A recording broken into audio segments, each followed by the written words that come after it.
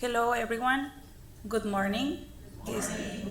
It's a pleasure to be here with you, and I'm honored to introduce Dr. María Esther Hammack. Can we give her a round of welcome?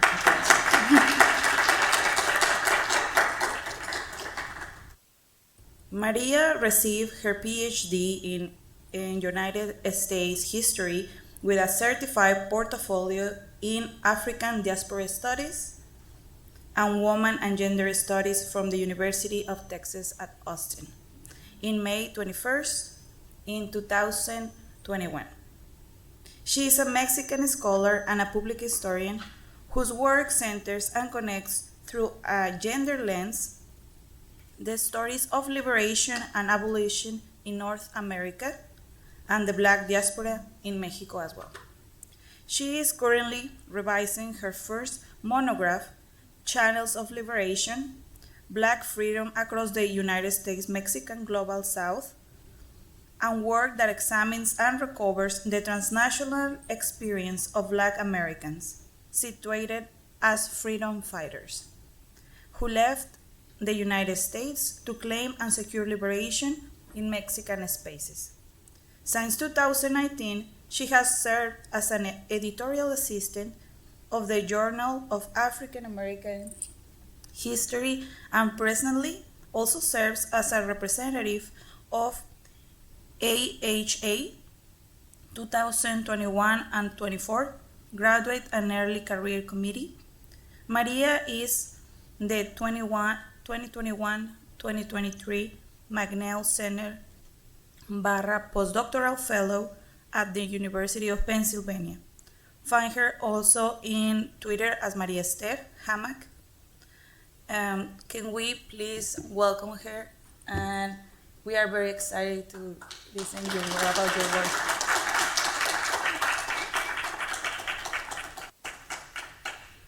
I just have to say that, I am thrilled, and it's an honor to be here at the Austin Seminary with all of you today.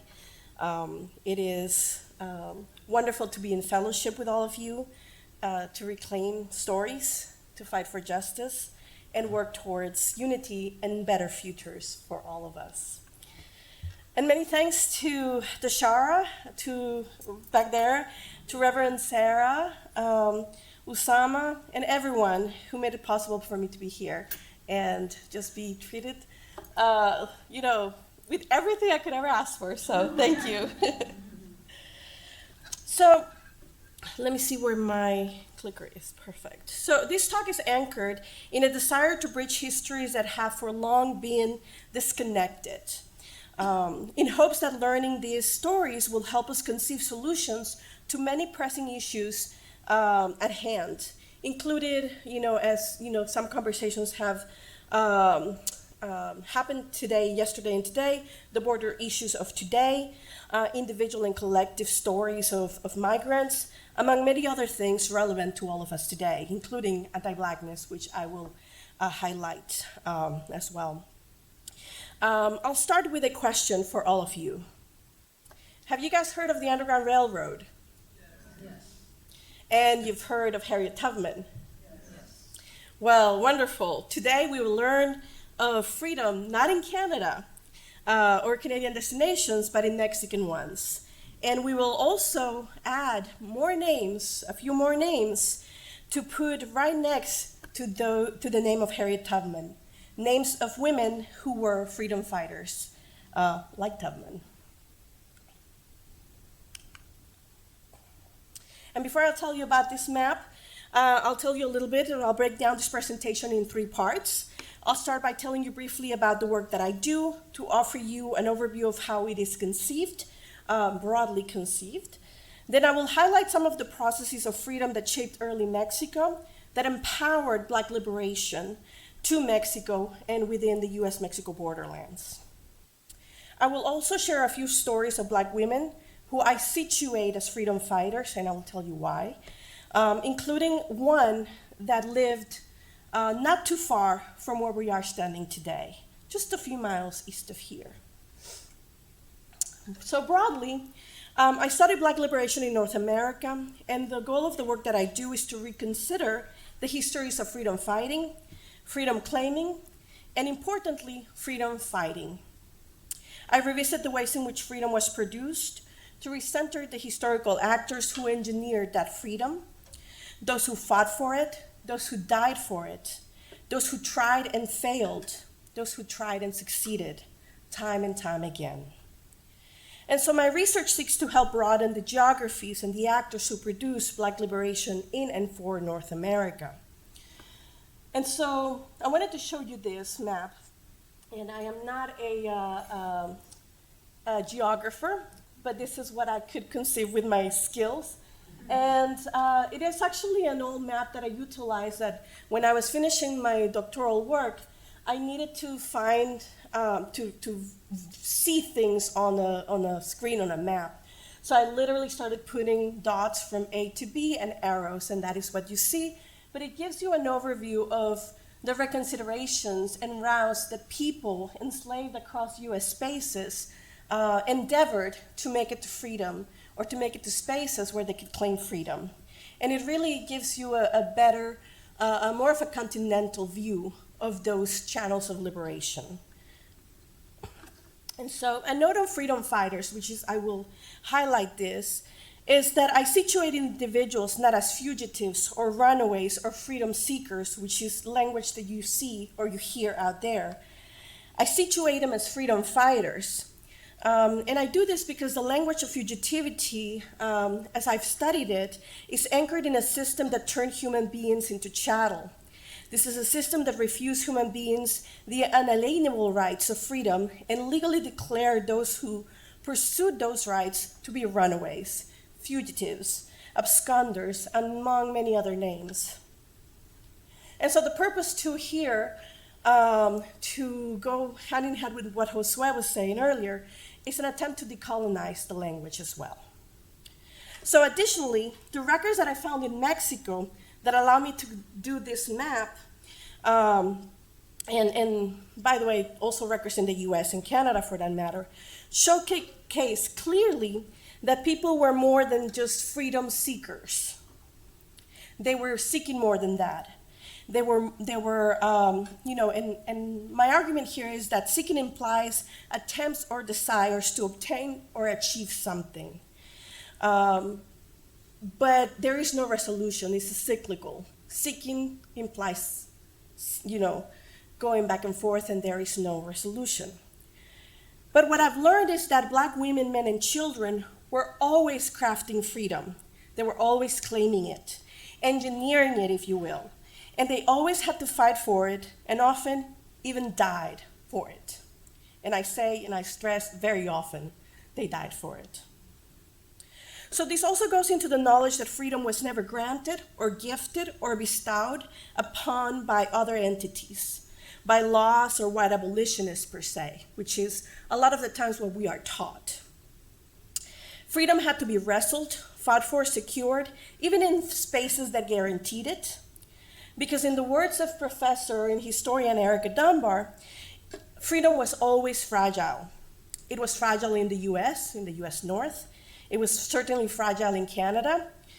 And since I'm going to be speaking about Mexican freedom, I want you to know that it was also fragile in Mexican spaces.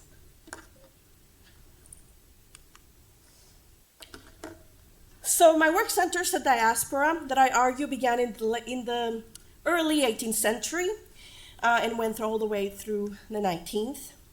And this is an African diaspora that shaped Mexico deeply. The stories that I come to share here are the stories of liberation of people born and held across U.S. spaces, or spaces that were quickly transitioning into U.S. spaces, that left those spaces and pursued freedom outside of those spaces in Mexican territories. So I retrace the stories of people who left the U.S. to claim freedom in Mexico. And this is different from the other diaspora, and I call it a second diaspora because the first diaspora was the diaspora that shaped Mexico during and throughout the transatlantic slave trade that started as early as the colonial imperial projects began in 1492. And so that is the first diaspora that shaped Mexico. And many of us may know, many of us may not know, that Mexico, received one of the largest numbers of people from African countries throughout the transatlantic slave trade. It was only second to Brazil. And so that is the first diaspora, and so this is a second one that I will stress here.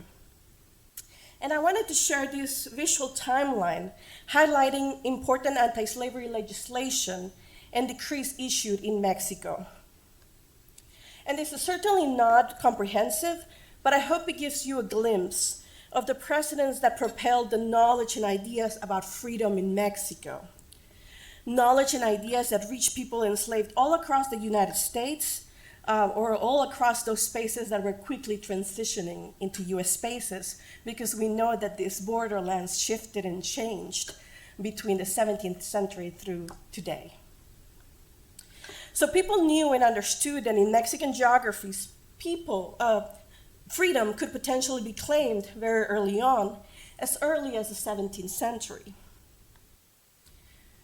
And I have a few of the dates. This is not comprehensive, but just a few of the laws and decrees that were issued. And you can discern that this was a long-drawn, yet consistent process of abolition that brewed and shaped Mexico throughout these timelines. And this was truly a process. And although these were not the only precedents, the importance of acknowledging these not only allow us to better understand and interrogate what Mexican freedom was, how it materialized at the very many levels that it materialized, but who the actors were who were empowering these laws and these precedents for freedom. Liberation and abolition initiatives were procured in Mexican spaces, especially as independence from Spanish control was sought and fought for by people in Mexico. Mexico's independence fight was against Spain. It was also a very long fight that took over 10 years to secure.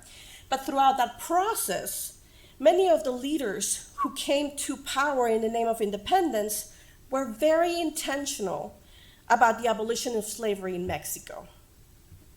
So it was not only freedom that was pursued, it was also the abolition of chattel slavery. And that was at the forefront for all Mexicans, Black, Indigenous, and Mestizo alike. And you may ask why. Why was this at the forefront? Why was the abolition of slavery at the forefront of these processes and for these leaders? Abolishing slavery was at the forefront because most of the people who fought for Mexican independence were Black, Indigenous, and of mixed heritage, who were either they were born enslaved, or their parents had been born enslaved, or their grandparents had been born enslaved. So they had a vested interest in abolition. And I could tell you about a few of these laws, but maybe we can keep that to Q&A and come back to this, especially some of the laws that were implemented early on. But I do want to highlight that, for instance, in the United States, we're always very proud to have, we had our first Black president a few years back, and I can finally say we had because I'm a US citizen now. But did you know that Mexico has had in the 19th century 2 Black presidents?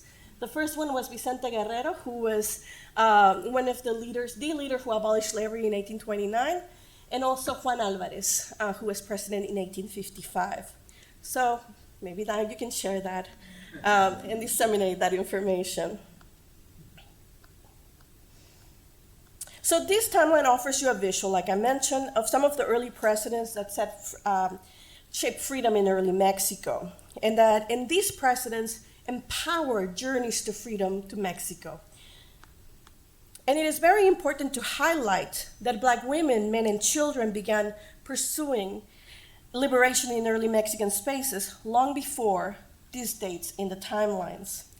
Throughout the research that I have conducted, I have traced individuals reaching places like San Antonio, an early Mexican space, as early as the 1760s, from places as far as present-day West Florida, East Louisiana. And through this research, what I have learned is that Black women were at the forefront of those journeys southward, just as much as Black men were. Contrary to what our history books tell us, women escape bondage, or contrary to what history books tell us, and they tell us that women escape bondage less than men, the records that I have found, particularly in Mexican archives, clearly show women. And what I've learned is that when you find women, you find the children, you find the families. And I just wanted to add here a quote by historian Jennifer Morgan, who makes us very aware of how we have to be intentional to find women, to recover and reclaim their stories, because often they go and left unnoticed. So I think it's a powerful quote. So we must all do a better job to search for them and reclaim their stories and make them known, because through them, our stories are bridged, our stories connect. And so this record that you see on the page documents the pursuit of a Black woman who escaped her French enslaver in Louisiana and took her 4-year-old son and made her way to San Antonio early on in 1789. Just a month and a half after that decree was passed right here, 1789, just a few months. And when she endeavored her pursuit to freedom, she not only went herself, she took her 4-year-old son and a 15-year-old child who I'm not really sure if that was her another child or maybe a brother or maybe a family or a relative. She also ensured to take 3 horses as well as other effects, which demonstrate how carefully she planned her escape. This record was received in San Antonio in June of 1789. And although little else is known, and I've had not been able to find more about this woman for about 7 years, I keep digging and nothing. So I don't know if she actually made it to San Antonio or not. But along this process, throughout these 7 years, I have found other women that did. So not long after, another woman escaped her French enslaver in Louisiana, and her name was Jeanne. She headed to early Mexico, taking her son and a couple of her daughters. In San Antonio, she not only claimed her freedom, but assisted others to do the same. And Jeanne's pursuit and her efforts to challenge slavery proved very effective. And the story of Jeanne and her unyielding fight covers several decades. Starts in 1789, and the last I found of her and her unyielding fight and assistance of others was 1823. So I'll tell you a little bit about when she ran. She was trying to make it to early San Antonio, but she was intercepted by slave hunters. Her son was taken from her and returned to her former enslaver. She did make it to San Antonio. I don't know what happened to her daughters. I haven't been able to locate them in the archives, but I know that she reached San Antonio and asked for assistance from the provincial governor of Texas to help her negotiate the buying of her son's freedom. She wasn't asking for the son to be given to her for free. She was actually trying to negotiate with her enslaver, who refused to allow her to buy her own child.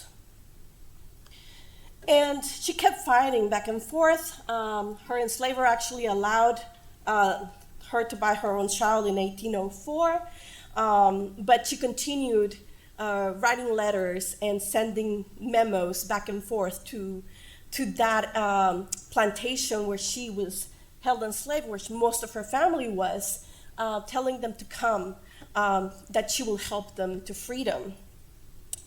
At one point, actually, her enslaver got so angry that he lodged a lawsuit against Maria Jeanne. And he basically said in his lawsuit, he claimed that Jeanne was actively encouraging others held by him enslaved to abscond. he argued that the whole situation, and this is in his lawsuit against her, which had by then been going on for about 15 years, was becoming detrimental to him, his life, and his mental health. Therefore, he said, he demanded the authorities in San Antonio to make her stop. And in his lawsuit, he said basically that. He said he begged to be assisted because Gian, by word of mouth and in writing, por palabra y por escrito, perverted all of his slaves by encouraging them to run away to where she was. And so this man eventually lost the lawsuit, and Gian continued to fight for the freedom of others. And one of the last documents I found was in 1823, where her brother Andres finally reached San Antonio. Andres, however, didn't stay in San Antonio. He wanted to keep going, and he didn't claim his freedom until he reached Guadalajara. And so that's an entire odyssey of a story, but it's a powerful one that I wanted to share with all of you. So now you know about Gian. And actually, when she reached San Antonio, she changed her name, and she called herself Juana. And so this story of Gian, or Juana, and the ways in which she corrupted and enticed enslaved people to escape to Mexico brings me, or the ways that enslavers would talk about her, that she was corrupting people by helping them run away, brings me to a key aspect that I have documented and in many ways interrogated through my work. And this aspect is twofold. First, how did journeys to freedom to Mexico actually materialize? And second, who led these journeys to Mexican spaces? Who was or were part of these networks? What I have found has been both enlightening, but certainly not surprising. The networks of assistance I have documented are quite diverse. A pool of individuals and groups did a lot of the helping, and raise your hand if you've heard about white abolitionists doing a lot of the work. I want hands, raise your hands. Yep. Certainly they were part of these networks as well. Mexican peoples were also part of these networks in the US and in Mexico. Sometimes Mexicans served as guides to help people across the Rio Grande or across the Gulf. And at other times, local Mexicans will offer assistance in the form of providing food or raising money for people who arrived, often with nothing but what they were wearing. As this shows right here, a group of townspeople raised 246 pesos to help a group of individuals who had arrived in Coahuila in the 1840s. Other individuals, like indigenous people, were also known to do a lot of the helping. They were also known to participate in these networks, as you see right here as well. They often will get in trouble for assisting. Some individuals and groups seeking to reach Mexico often had to broker down networks with indigenous people. For instance, in the early 1830s, many had to broker networks with the Comanches and the Comancherias to, if not get safe passage, to allow to just, well, if not get assistance, but at least allow safe passage through Comanche land. The Tawalash groups, known to reside along the Red River in Texas, were also known to assist, to be friendly and assist people to reach Mexican spaces. That said, situating Mexicans and indigenous people as doing a lot of the helping, I do have to say the following. Doing this research has also opened my eyes to a lot of things that I didn't expect, including, importantly, that both Native and Mexican groups were often also doing the opposite. So I have found Mexicans working as slave hunters, and I've also encountered indigenous tribes. Also, they were slaveholders, and sometimes people will arrive asking for assistance, and they will just be re-enslaved and be sold back to their enslavers. So it's important to recognize that these are very complex histories, but it also doesn't take away that these groups and individuals were also part of these networks. As I mentioned, white abolitionists were also regularly known to assist, as Benjamin Lundy and others, and yet, one of the things that I have found is that it were Black women, men, and children, enslaved and free, who were engineering these networks to freedom to Mexican geographies. What could be conceived as underground railroads, which I call channels of liberation. I think the term makes it more inclusive of journeys north, south, east, west, back to the Caribbean or back to African nations. And enslaved and free people were leading and very active in their own pursuits, the claiming and the fighting for freedom at the very many levels that those freedoms materialize for them across the US-Mexico borderlands and in Mexican spaces. And while many people were physically, as I showed you, endeavoring journeys to freedom to Mexico, many others were intellectually forging and facilitating those pathways. For instance, while I was in Mexico City, I came across this letter written by the Mexican Vice President, Valentin Gómez Farías, in 1833. And in the letter, Valentin Gómez Farías was writing to Black abolitionists in Philadelphia, basically saying, hey, if you would like to come to Mexico. We will offer you land for cultivation. We will offer you plots for houses where you can establish homes, tools for work, under the obligation that, you just have to obey the laws of the land. And so when I found that record, I was like, wow, like Mexico was really on it. Like, as a Mexican woman, I was like, wow, that surprises me. But then I realized, after I did a lot more digging, that it wasn't Mexico who initiated these conversations or these pursuits. Then I found this letter right here. It's the letter that was sent by Black abolitionists in Philadelphia first, several months earlier, to the Mexican president. And the man who wrote this was Black abolitionist. His name was Samuel Webb. And he basically, what he was asking is, we would like to go to Mexico, but we want to know what you have to offer. And he basically asked many questions, and several questions regarding, reflected on the reply that I had first found. But basically he asked if Black immigration to Mexico will be well received by the federal government, but also by the Mexican people in general. He also asked if people of color would be able to be considered equal to those who are not people of color in Mexico. And importantly, and I highlighted it here for you, how long would it be before they could become entitled to full citizenship? And the question of citizenship has come up time and time again since the 1820s, where people were asking, how do I become a citizen? And so this tells us a lot more about what Mexican freedom may have looked like for Black women, men, and children who arrived from the United States. And it tells us that they were not only just claiming freedom and liberation. They wanted to know, because another question that he asked is, how do we purchase land? Can we purchase land? How do we become parts of the Mexican communities? And so it wasn't just freedom, it was land, it was community, it was citizenship. They were pursuing more than just freedom. And to give you another idea of how Black abolitionists were creating this idea that in Mexico you could be free, that Mexico was the place we could go, I also wanted to show you this newspaper report written by a Black woman.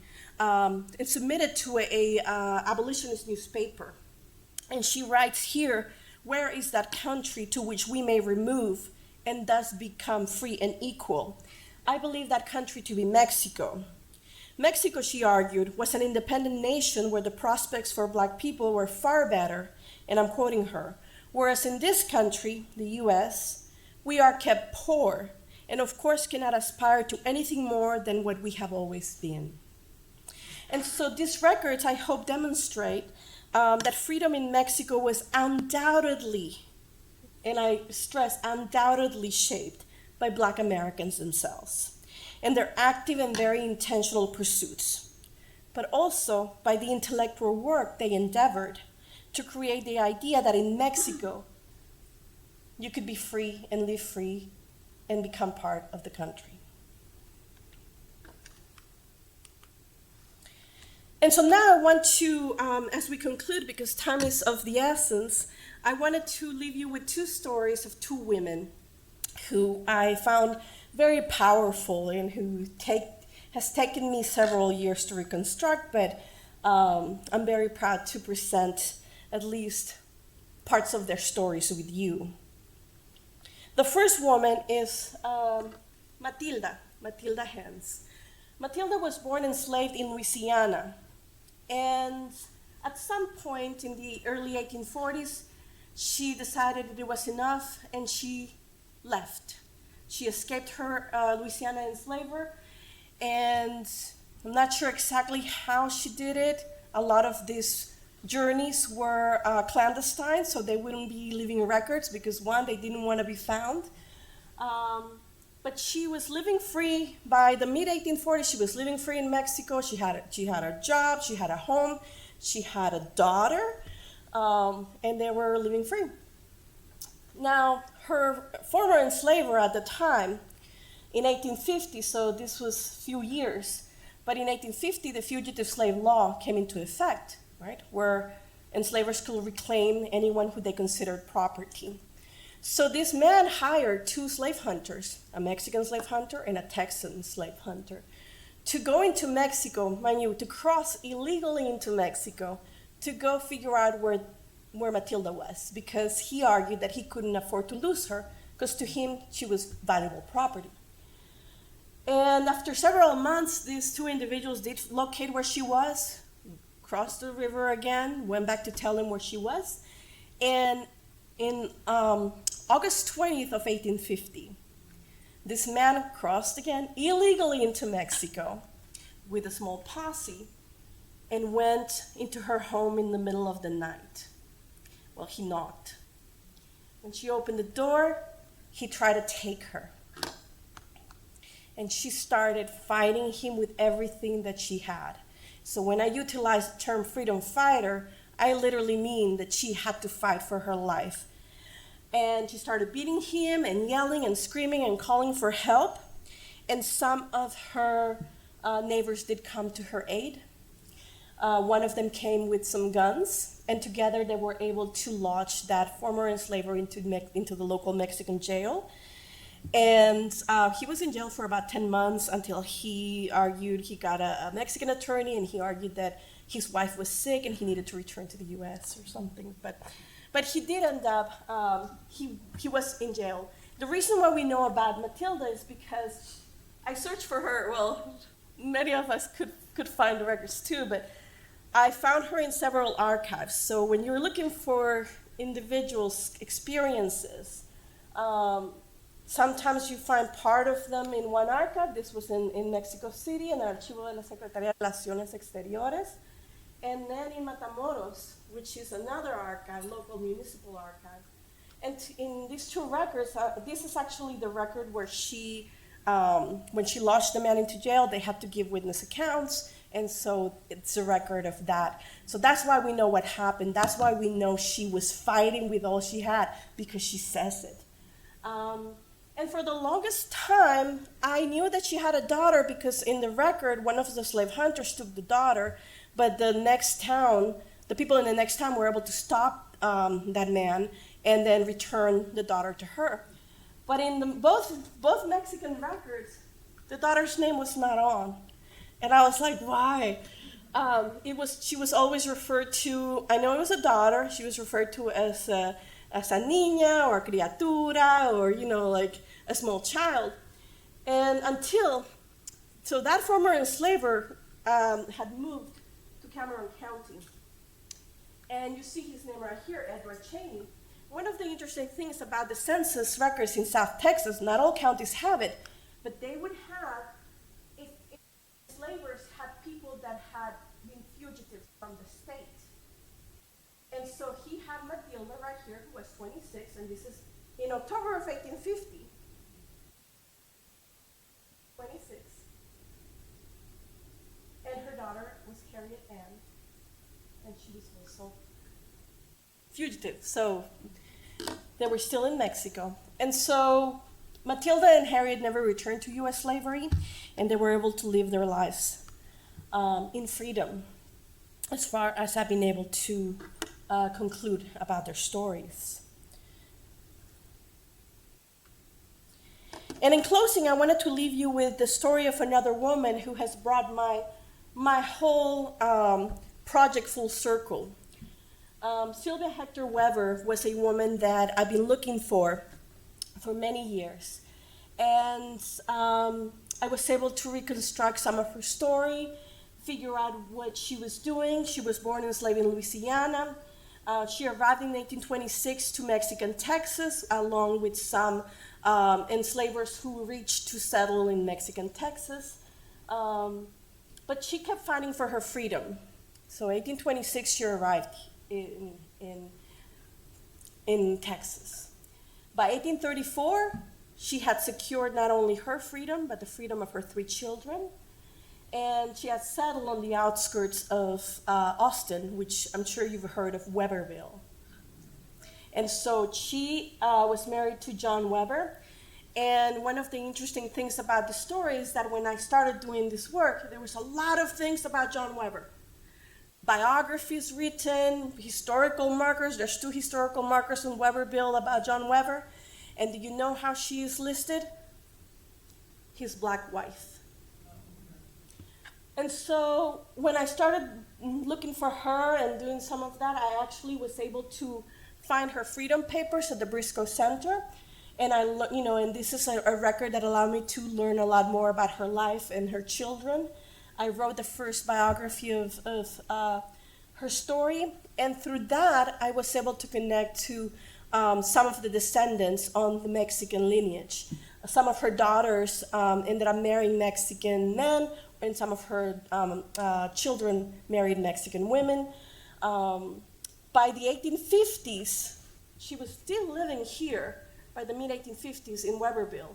But because she was known as someone to harbor runaway slaves and individuals who were pursuing freedom and ferrying them down, because she licensed a ferry that went down the Colorado River all the way to Matagorda.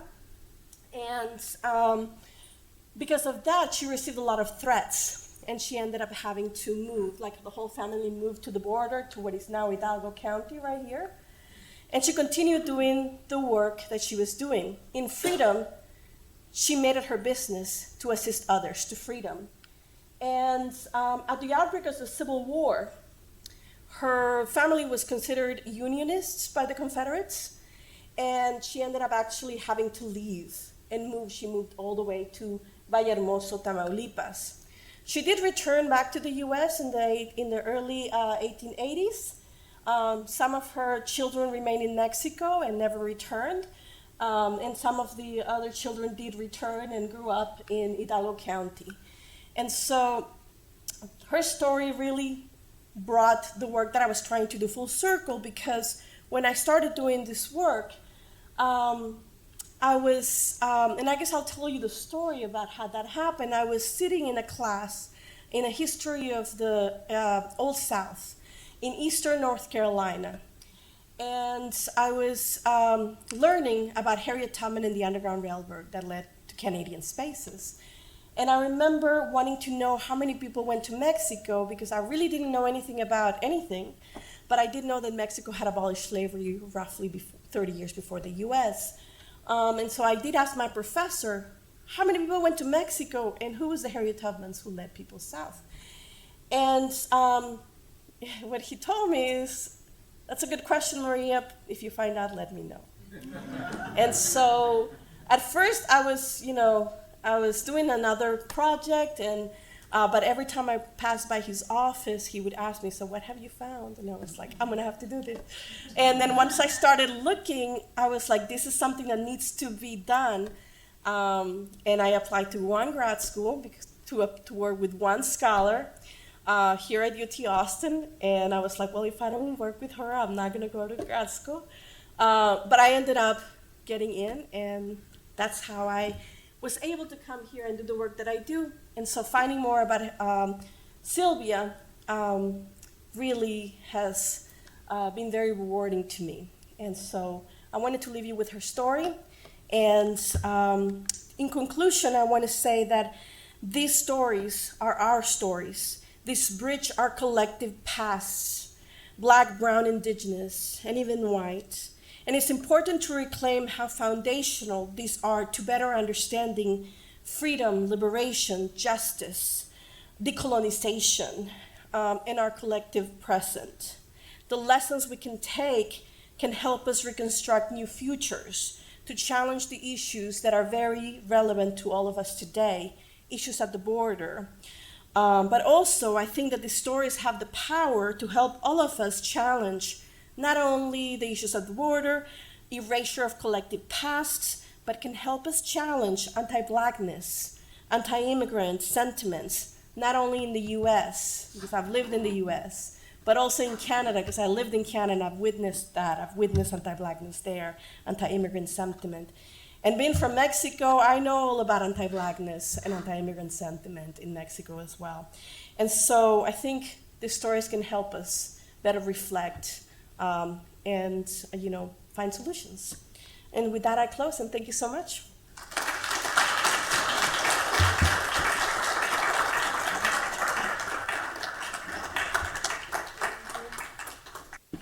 Muchas gracias, María. Thank you, María. If we are gonna open a round of questions, if someone has a question or a sentiment about this, go ahead. Thank you so much for your research and your investment in retelling this unheard story for many of us. I'm curious if you have, I was reading Langston Hughes' biography, and I understand that he grew up, most of his adolescence was in Mexico. His father left Chicago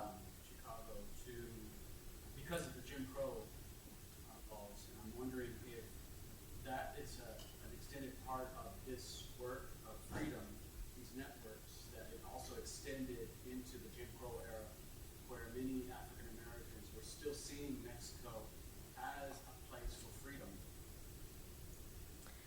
That's an excellent question, and I think so.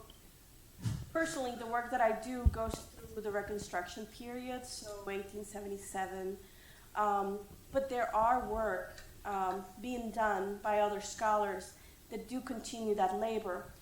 In many ways, my work also looks at the present to say, look, the issues at the border need to be reconsidered, the issues of immigration. Today we have people, Black, brown, indigenous, crossing into the US, and we know the situation, we know the hardships and the injustice that happens, especially a few years back where we see those rangers on horses with the leash and Black migrants running away from them on the Rio Grande. Becomes very relevant to the fact that less than 200 years ago, people were going in the opposite direction. And what does that tell us, or what can that teach us about what we can do today to change what's going on effectively, to produce some change, to push new legislation. And I do follow the continuity in the sense that I'm aware and interested in knowing, like today, Black Americans are moving to Mexico in great numbers because of safety issues as well. And so, but that particular work is being done by other scholars who do follow through Langston Hughes and other Black mobility in the modern era. And I can definitely give you some recommendations on that.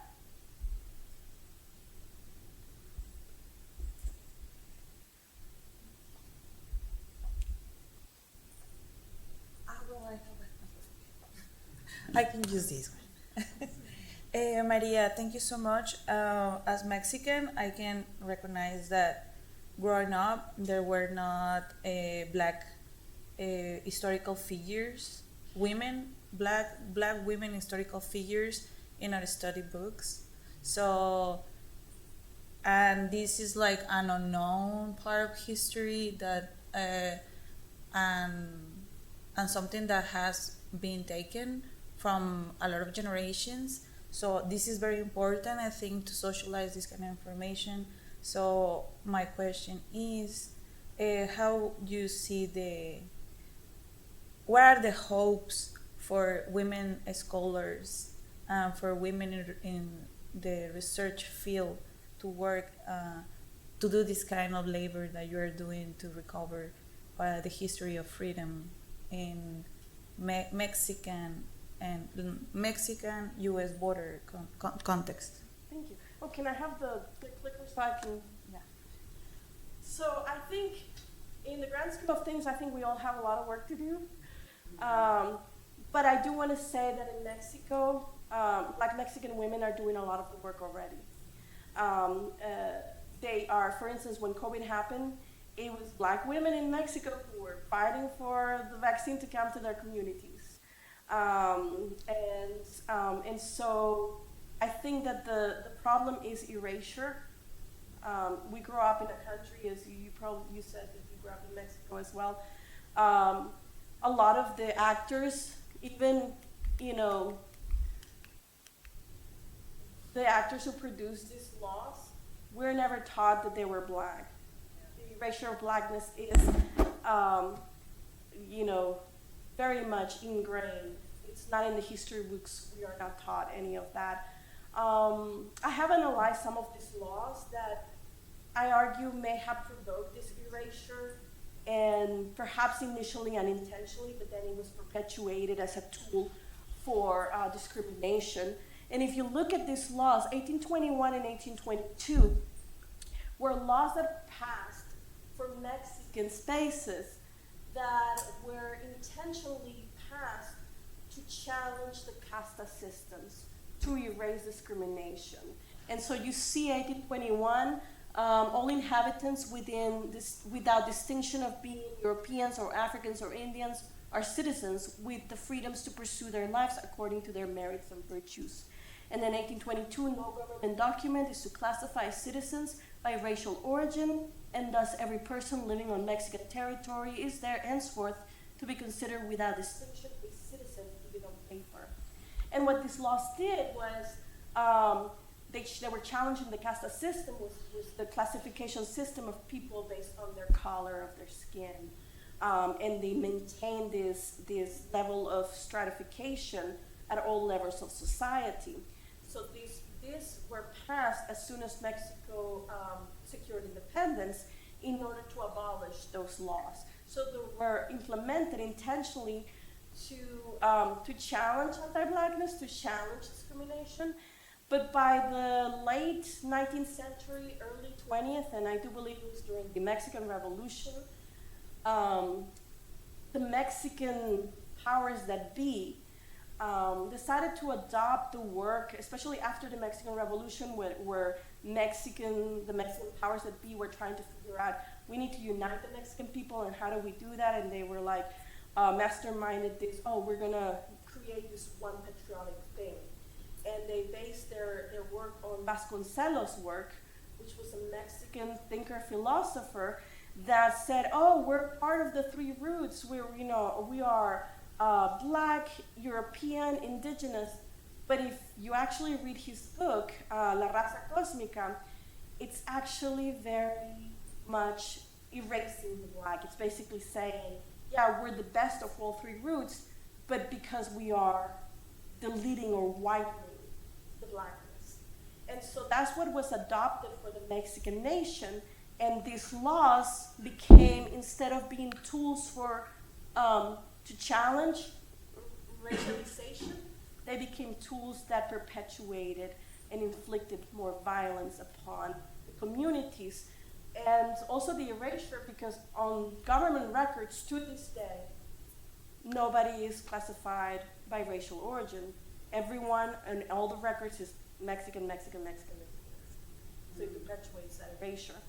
Until 2020, there was the first census issued that now anyone in Mexico can self-identify as being Afro-descendant or Black Mexican, and I think, and the number escaped, but I think it was 3.4 million people self-identified as being Black Mexican or having African ancestry in Mexico.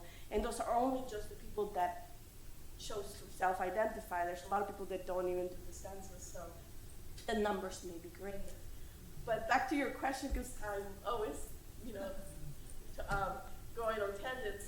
I think there's a lot of work to do, not only in terms of disseminating stories and learning about, but making sure that we're not perpetuating erasure, because Black Mexican women are doing a lot of the work. Black communities in Mexico are up there and working hard to make sure that they have access to resources, access to all levels of society, and reclaiming their stories actively today. And so that's something that it's important to recognize. They're reclaiming their stories. Have you written or are you writing a book? I am writing a book. It is a long process, and I hope that the book is out in the next 2 years, but that's hopeful. That's a hope.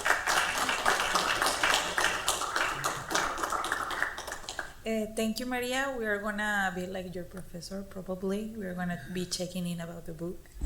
I'll send you some. So, thank you so much for all this rich conversation. Thank you so much.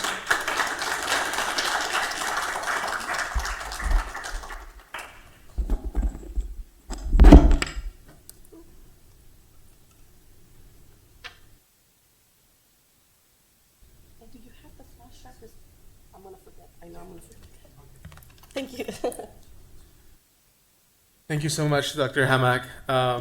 Friends, lunch is ready, and it'll be in Stutz. So please make your way out and then right, and then if you keep walking, you'll be directed to Stutz. There are also people that are wearing the shirts that, if this is your first time here, can make sure that you get to the right place so you can eat. So thank you all so much.